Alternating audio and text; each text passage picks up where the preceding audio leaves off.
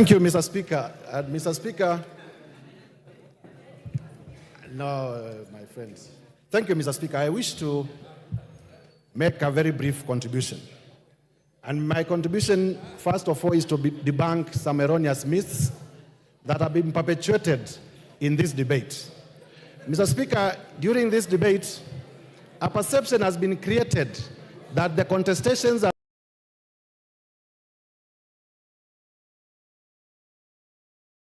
the finance bill have only happened after President William Ruto became president.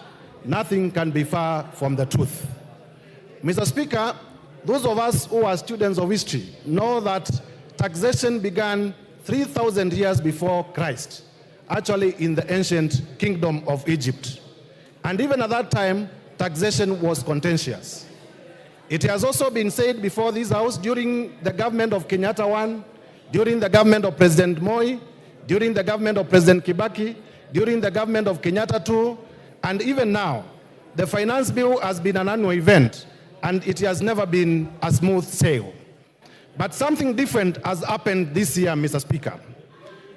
During the many times that the finance bill has been presented before Parliament, a lot of the times the voices of the people have never been factored by either the Parliament or by the executive.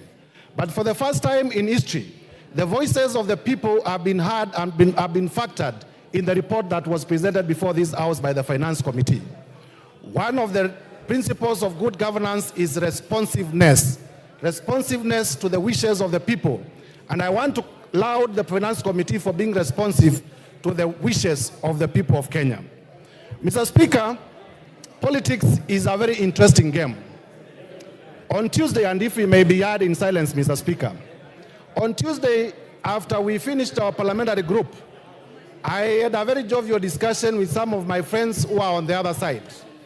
I had very jovial discussions with some of my friends who are on the other side, and they were saying, why have you removed everything that you wanted to rely on in the finance bill to do politics? And I asked them, but you complained about these things, and you have been heard and they have been removed. And they told me, you know, the work of opposition is to oppose. And now that you have pulled the carpet under our feet, we must find something new to hang on.